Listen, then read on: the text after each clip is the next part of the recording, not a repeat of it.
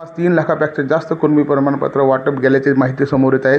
त्याचप्रमाणे जर पाहिलं तर एकट्या बीड जिल्ह्यामध्ये जवळपास 40,000पेक्षा जास्त कुणबी प्रमाणपत्र वाटप केले आहे। यावरती काही ओबीसी नेत्यांनी काही आरोप केलेले आक्षेप घेतलेले आहेत। माझ्यासोबत नवनाथ वाघमारे आहेत, त्यांनी देखील यावरती आक्षेप घेतलेला आहे। नेमकं आपण काय म्हणणं आहे तुमचं? हे जे काही प्रमाणपत्र राज्यामध्ये वाटप झालेले आहेत, तुम्ही म्हणताय अयोग्य पद्धतीने झालेले आहे, त्याच्यामध्ये काय नेमकं तुमचं काय म्हणणं आहे?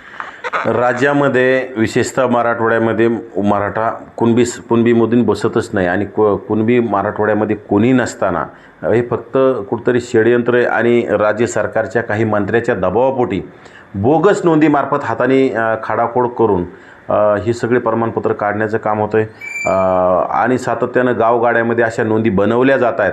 ग्रामपंचायत स्तरावर सगळ्या लोकांना प्रेशर करून अशा नोंदी बनवून आता कुणबी प्रमाणपत्र त्याच्या आधारे प्रमाणपत्र वाटप करण्याचं काम सातत्यानं दिसतंय।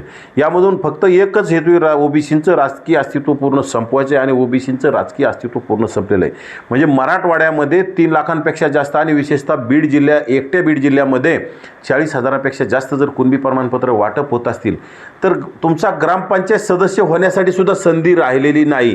प्रत्येक गावामध्ये 10, 5, 15, 20 प्रमाणपत्र निघलेले आहेत। ज्या गावामध्ये एखाद्या मायक्रो ओबीसींना ग्रामपंचायत सदस्य होण्याची संधी मिळत होती, ज्या गावामध्ये ओबीसींना सरपंच होण्याची राखीव जागेवर संधी मिळत होती, परंतु आता राखीव जागा सुटल्या तरी प्रस्थापित मराठा समाजाकडे जर कुणबी प्रमाणपत्र असल्यानंतर तुम्हाला तिथं कोण उभा करणार? त्यामुळे तुमचं राजकीय अस्तित्व संपलेलं आहे आणि आता तुम्हाला झोपा काढाव्या लागतील। कारण ओबीसींचे मंत्री बोलायला तयार नाहीत। 12 ओबीसीचे मंत्री, एक मंत्री चकार शब्द काढायला तयार नाही आणि विशेषतः मंत्री नाही बोलले तरी उपसमितीच्या अध्यक्षांचं, ओबीसी उपसमितीच्या अध्यक्षाची जबाबदारी असते, त्यांनी बोललं पाहिजे। परंतु आमचा ओबीसी उपसमितीचा अध्यक्ष खुळखुळा, बावनकुळे नावाचा खुळखुळा याच्यावर चकार शब्द काढायला तयार नाही। ओबीसींचं अस्तित्व संपत असताना फक्त महसूल खातं, मलाईदार महसूल खातं सांभाळण्यात आणि आपलं घर भरण्याच्यामध्ये सुस्त आणि मस्त त्यांचं चाललेलं आहे, परंतु ओबीसींचं पूर्ण वाटोळं झालं आहे। ओबीसीनं जाब विचारला पाहिजे, ओबीसीनं आपल्या हक्काधिकारासाठी आपलं कुठंतरी आपणच आपला लढा केला पाहिजे।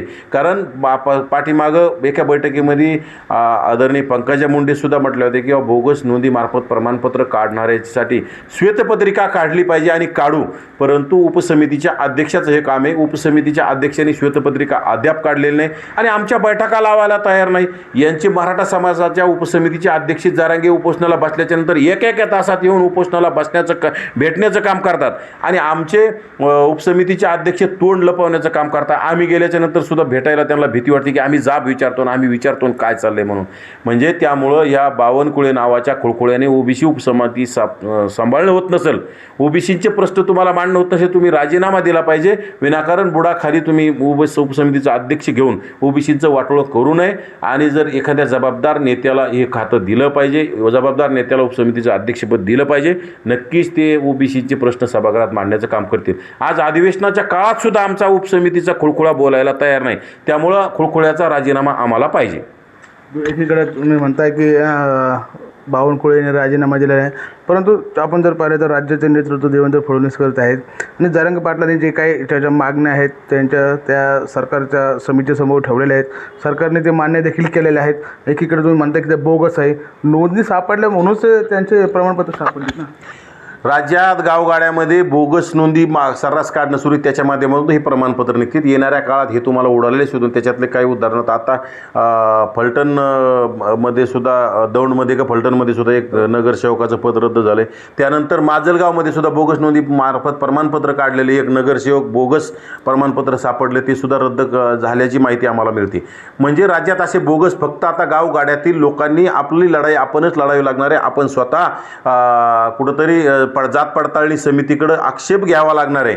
आपल्यासाठी आक्षेप घेण्यासाठी कुणी येणार नाही, हे ओबीसी नेते येणार नाही, ओबीसी आमदार येणार नाहीत आणि आपल्या हक्काधिकारासाठी आपल्यालाच लढावं। गावगाड्यातील लोकांनी ग्रामपंचायत स्तरावर कोणी जर प्रमाणपत्र काढले असतील तर ज्या त्या गावातील तरुणांनी जात पडताळणीकडे आक्षेप नोंदवावा, त्याला तुम्ही पाठपुरावा करा आणि ते रद्द करण्यासाठी सातत्यानं पाठपुरावा करणं गरजेचं आहे। आणि नक्कीच पाठपुरावा केल्याच्या नंतर हे बोगस नोंदीमार्फत प्रमाणपत्र काढलेले हे सगळे रद्द होणार आहेत।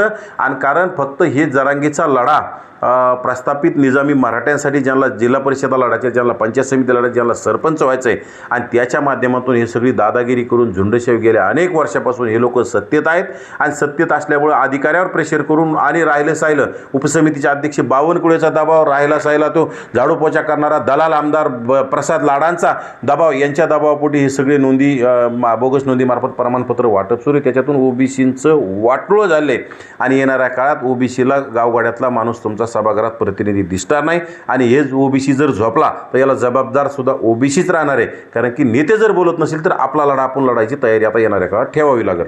पण दुसरीकडे आपण जर पाहिलं तर सरकारने जी काही कर्जमाफीची घोषणा केलेली आहे, मात्र त्यामध्ये अनेक अटीशर्ती घातलेल्या आहेत. त्यामुळं शेतकऱ्यामध्ये देखील मोठा प्रचंड रोष पाहायला मिळतो आहे. ते ॲप आणले, ते खतं मिळत नाही, बियाणे मिळत नाही आणि शेतकरी जो आहे ते कर्जमाफीची वाट पाहतो. काय वाटतं तुम्हाला, ही कर्जमाफी योग्य होईल का?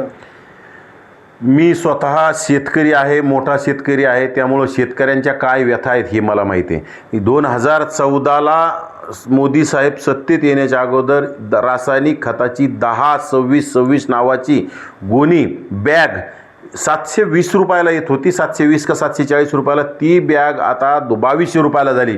2014ला कापूससुद्धा 7,000 रुपये क्विंटल जात होता, 6,500-7,000.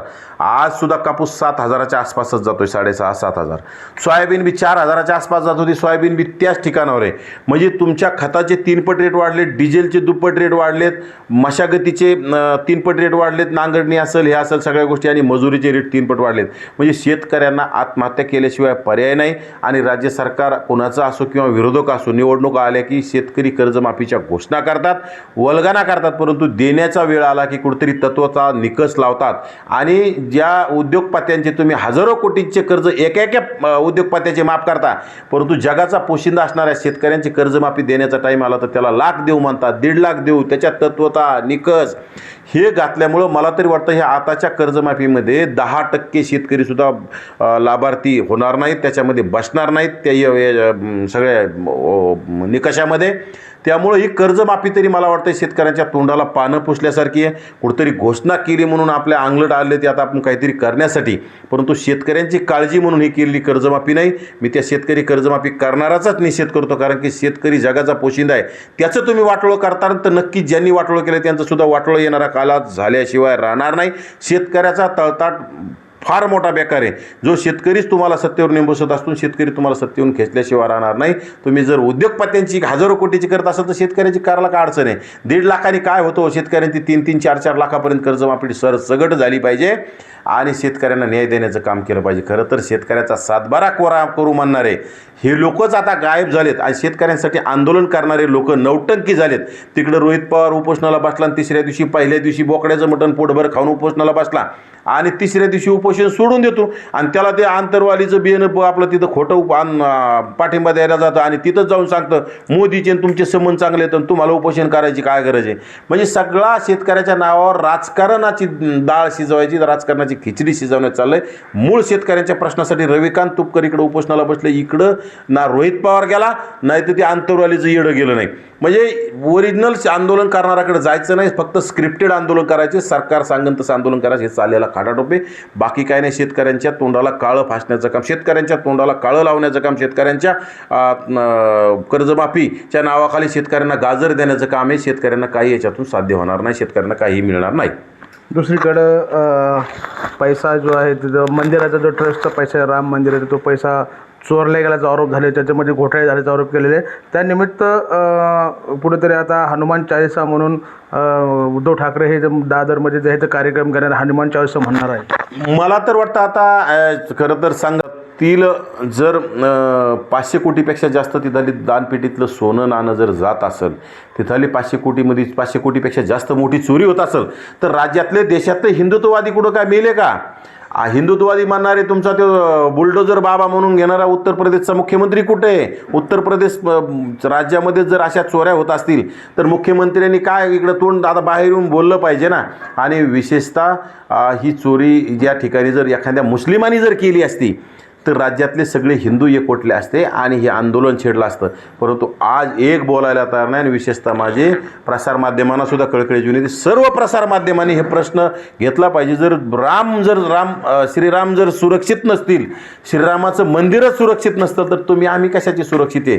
फक्त हिंदू खतरे मी म्हणायचं आणि हिंदूला कुठंतरी भावनेच्या भरात ओढायचं आणि हिंदूच्या देवदेवतांच्या संपत्ती गोळा करायची आणि ह्याच चोऱ्या करून याच्यामध्ये कोणाची मिलीभगत आहे, सरकारची सुद्धा, त्या राज्य सरकारची मिलीभगत आहे का, हे आपण बघावं लागेल. कोणाच्या आशीर्वादाने तिथं चोरी झाली आणि कोणाच्या चोरी केलेली कोणाच्या आशीर्वादानं दडपल्या जाते हे सुद्धा सातत्यानं आपण पाहिलं पाहिजे. आणि प्रसारमाध्यमांना पुन्हा एकदा विनंती की तुम्ही हा आवाज उठवण्याचं काम केलं पाहिजे.